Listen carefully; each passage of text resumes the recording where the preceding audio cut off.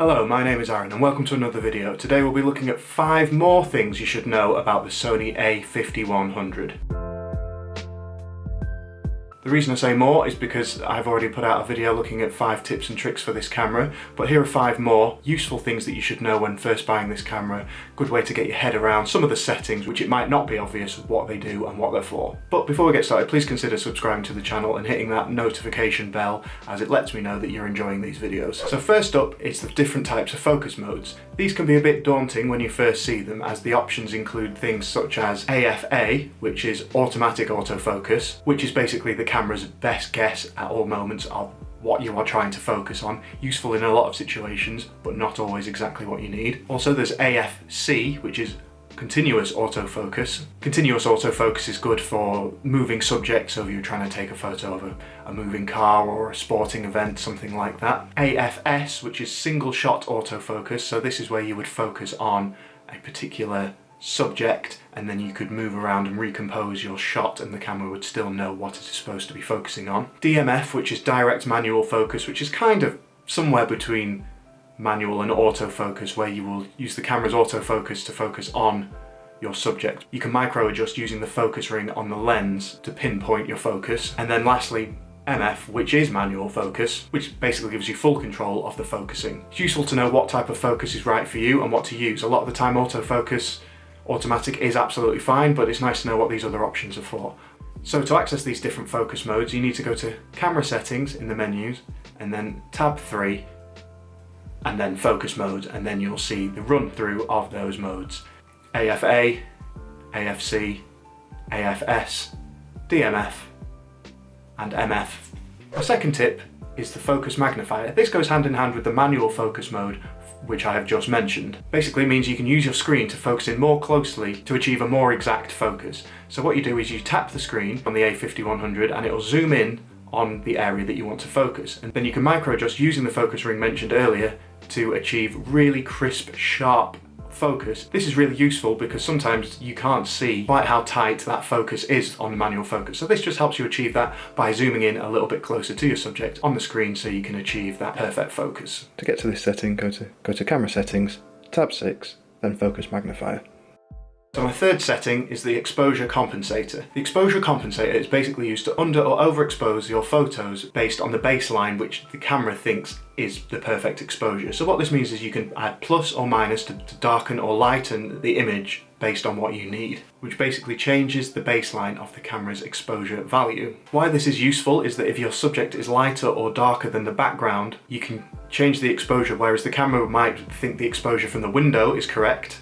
For example here, the window is very bright, whereas the subject in front of it is very dark. The camera will probably think that the window is the right level of exposure, leaving your subject in the foreground much darker. So you can compensate for this and lighten up the foreground or lighten up the subject, as you will be able to judge better than the camera whether the subject is light or dark enough. A really handy little setting, which is quite a quick way to change the exposure instead of mucking around in the more advanced settings, and it's really easy to get to. You just press down on the main function wheel on the back of the camera and then you have the access, and you can see here you can go plus or minus to darken or lighten the image. You can also find this setting in the main menu under camera settings, and then it's on tab 4.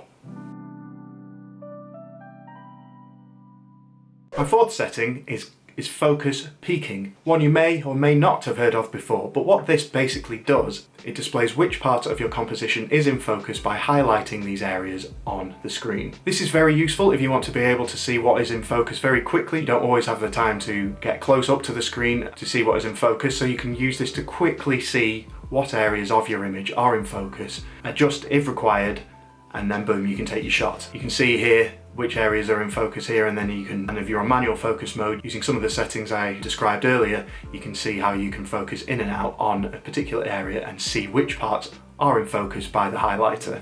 So to get to this setting, you go to custom settings and then tab 2, followed by peaking level and peaking color, which basically shows the amount of the highlights that will be shown on screen and in which color those highlights will be displayed.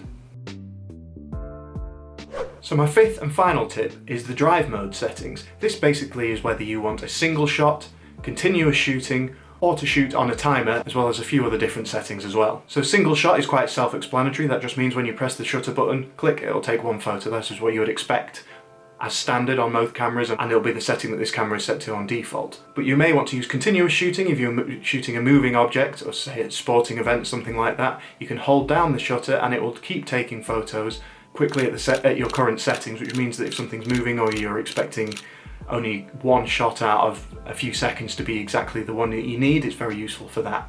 Also, the timing setting that I've mentioned is quite self-explanatory, so you can take a shot, whether you're taking a group shot and you want to be in it, or you may want to use it for something like a long exposure shot, where pressing the shutter itself would shake the camera too much, so you can press the shutter, let the camera body stabilize, and then your long exposure photo will be taken. Some of the more advanced settings in this menu include cont and single brackets, which is used for taking multiple photos at different exposures, as well as white balance and dynamic range optimization. We won't go into these in great detail here. I think I'll do them in another video, digging a bit deeper into these drive mode settings. To reach this option, it's simply just left on the function wheel and you'll see the drive modes here.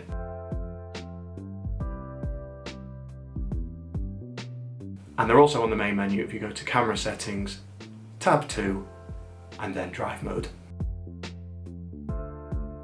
So that's 5 more tips for the Sony a5100. As I mentioned at the start of the video, there's a first part with 5 other handy tips for the Sony a5100. Are there any other settings that you use that I have missed? Let me know and I'll check them out and maybe include them in a later video. But as always, if you've enjoyed the video, please like and consider subscribing to the channel. It lets me know that you're enjoying these type of videos. But that's it for me for now. Cheers!